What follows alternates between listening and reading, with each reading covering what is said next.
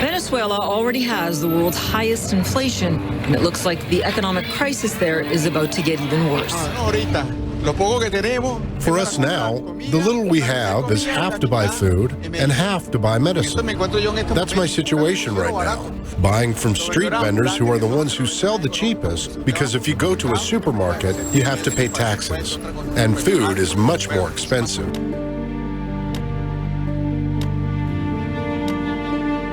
I love oil money, particularly when it comes to evaluating a country's prosperity through GDP per capita. Venezuela's GDP is also projected to fall by 18%, making it Venezuela's third straight year of a double-digit decline. Possessing the largest oil reserves globally, sufficient to meet the entire demand of the United States for 4 decades, Venezuela was once considered the 4th richest country in the world in 1958, only behind the United States, Switzerland, and New Zealand. In the subsequent years, Venezuela witnessed a drastic economic decline, comparable to the Great Depression, the hyperinflation of Zimbabwe, and the Syrian migrant crisis, all transpiring at once, which resulted in 30 million people struggling to meet their basic needs. Notably, a third of the nation's economy vanished within a single year, prompting 7 million people, constituting a quarter of the total population, to seek refuge outside the country. This alarming situation contrasts sharply with Venezuela's abundant oil reserves, which are approximately 300 billion barrels, surpassing China by a factor of 11 and Russia by nearly 4-fold. Despite this resource wealth, the country's economic misfortunes persisted. So the question is, how did Venezuela go from being the 4th richest in the world to the poorest in the Western Hemisphere in just 8 years? It all began on July 31, 1914, when Venezuela discovered oil. Back then, Venezuela was a relatively unknown country ruled by the strongman Juan Vicente Gómez. He seized power in 1908 and, with the discovery of oil, allowed foreign companies to exploit Venezuelan resources in exchange for supporting his dictatorship. Over the next 2 decades, Venezuela became the world's second-largest oil producer, heavily relying on oil revenue for its government income and exports. The oil boom brought prosperity, with high wages and the emergence of new industries. However, this newfound wealth also led to a dependence on oil, impacting the economy. After Gómez died in 1935, Venezuela faced economic challenges exacerbated by the global demand for oil after World War II. The country adopted a new oil law in 1943, making the Venezuelan state equal partners in the oil industry, but it faced profitability issues compared to Middle Eastern oil. The following years saw a surge in oil prices, making Venezuela the largest recipient of foreign currency. The government used excess oil revenue to subsidize gas prices, providing cheap gas for Venezuelans.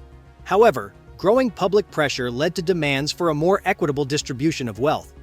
In the post-war era, political dynamics shifted, with the military playing a prominent role. Civilian rule was short-lived, and a series of dictatorships followed, notably under Pérez Jiménez. While Jiménez aimed to modernize Venezuela with grand projects, corruption and mismanagement undermined his ambitions. In 1957, the military dictator Jiménez was overthrown. Venezuela made its second attempt at democracy through a pact between major political parties in 1958. The pact, which was made by all 3 major parties, was an agreement to preserve democracy and power sharing between party elites. However, unusual conditions and excessive oil revenue led to a democracy detached from political accountability, with the president gaining unchecked power. Authoritarianism and corruption infected the political structure despite rapid economic growth. In 1973, the Yom Kippur War and the West's support for Israel triggered an oil embargo from Arab nations, causing oil prices to soar. Venezuela, benefiting from tripled oil profits, faced a sudden influx of money. The excessive capital prompted a state of emergency as officials feared uncontrollable inflation. The president raised wages, increased social spending, and created jobs, leading to a spike in inflation. People realized saving money in banks was unwise, and the middle class grew to 58% of the population. Efforts to establish a savings fund for oil revenue failed, and the government expanded to 300,000 employees, while also introducing a law that prevented companies from firing workers after wage hikes. which led to reliance on state subsidies.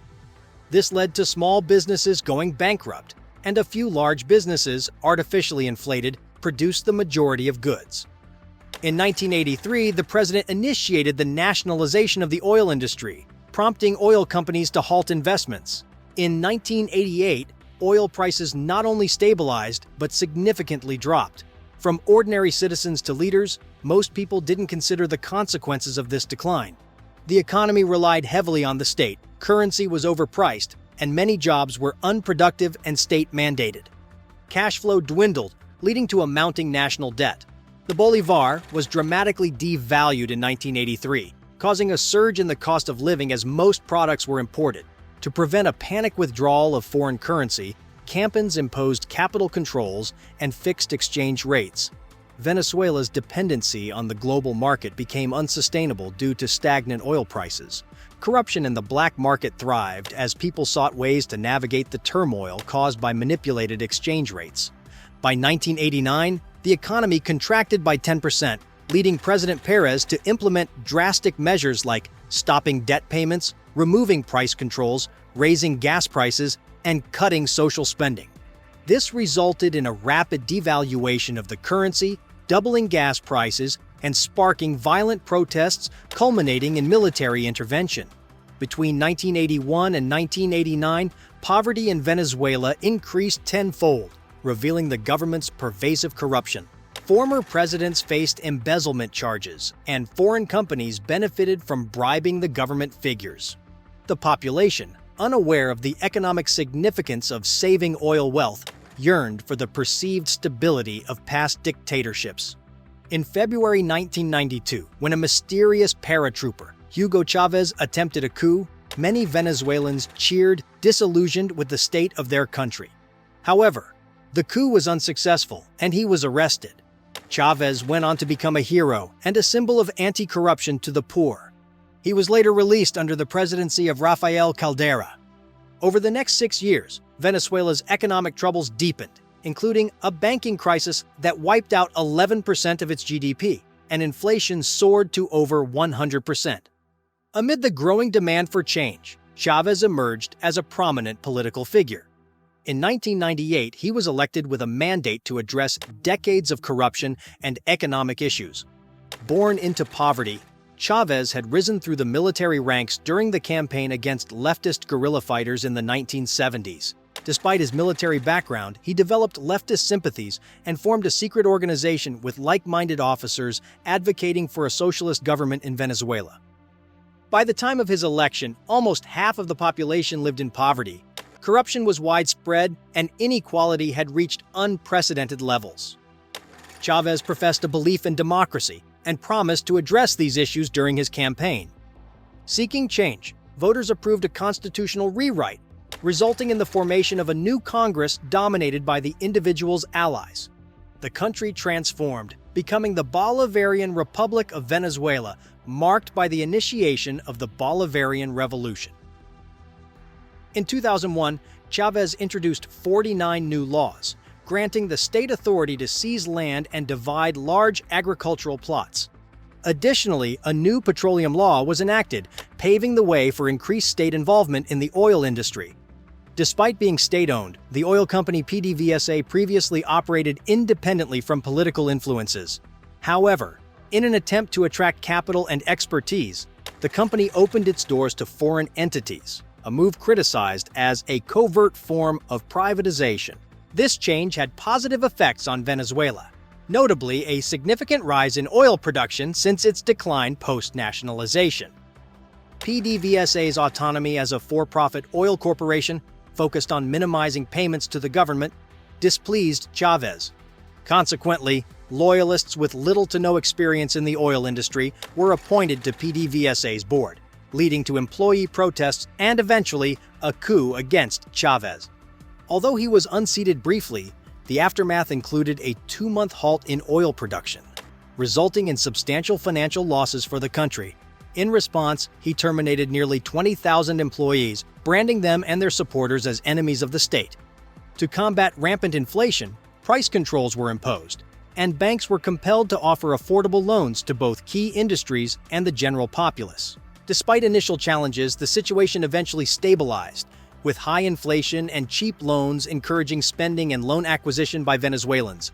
In the 2000s, a resurgence of high oil prices occurred, reminiscent of the 1980s.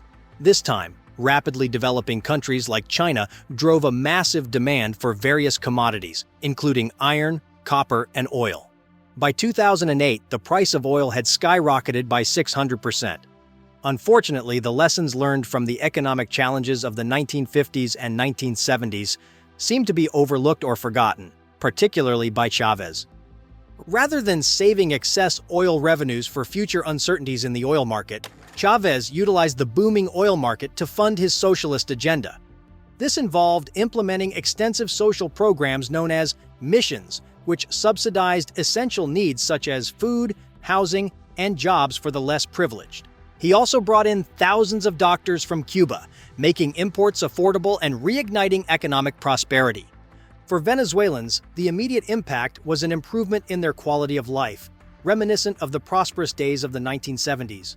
Despite these positive outcomes, Chavez continued his pursuit of what he termed 21st century socialism. He gradually nationalized major industries, increased taxes on foreign companies, and declared an economic war on what he referred to as savage neoliberal capitalists. Blaming them for economic turmoil, Chavez maintained that inflation was not a fundamental economic principle, but a deliberate attempt by external forces to exploit Venezuela. By the time of his death, Venezuela had the highest government revenue from oil extraction globally, with 90% of profits from each barrel going to the state. However, Chavez failed to save oil revenue, opting instead to establish inefficient government-owned companies and neglecting investments in productivity-enhancing economic policies. His attempts to revitalize the agricultural sector also proved unsuccessful. Chavez's economic policies also led to restrictions on the flow of dollars, resulting in a black market for currency exchange. Foreigners exchanging bolivars at the official rate faced exorbitant costs, while those using the black market could make significant savings. Venezuelans, facing a distorted economy due to generations of backward economic practices, developed unconventional financial strategies. In a climate of hyperinflation ranging from 100% to 10,000%, they borrowed extensively and spent on various items, from electronics to cosmetic surgery, capitalizing on the devaluation of their currency. However, a crisis unfolded in 2008 as oil prices fluctuated, challenging Venezuela's economic stability once again. In 2008, oil prices experienced a downturn, and the situation worsened in 2014 when they plummeted. Unfortunately, Venezuela found itself in a predicament similar to the past, unable to import essential goods such as food and materials that it did not produce domestically. Unlike other oil-rich countries like Saudi Arabia, Russia, and Norway, Venezuela had not saved significant financial reserves. To make matters worse, the economy also lacked diversification for productivity, and the nation struggled to produce enough food to sustain itself. The repercussions were severe, leading to the collapse of Venezuela's economy. The dire circumstances forced millions of people to flee the country, and a significant portion of the population faced the harsh reality of starvation. By 2019, the inflation rate had skyrocketed to a staggering 344,504%, exacerbating the already critical economic situation. Since the hyperinflation crisis of 2019, Venezuela has continued to spiral into economic disarray. Oil production has plummeted to nearly its lowest level in over 75 years due to lack of investment, maintenance, and technical expertise. This has starved the government of crucial oil revenues needed to import basic goods. Living standards have collapsed, with over 90% of Venezuelans now living in poverty, with limited access to food, health care, or basic services. The UN estimates that as many as 7 million Venezuelans, which represents over 20% of the population, have fled the country in recent years to escape the humanitarian crisis. Venezuela is now one of the poorest countries in Latin America, a shell of its former prosperous self from just decades ago, and desperately needing substantial political and economic reforms to recover. The nation's abundant oil reserves, once viewed as an economic savior, have instead contributed greatly to the current crisis. If you found this video enjoyable, I would appreciate it if you could give it a thumbs up, subscribe to the channel, and hit the notification bell.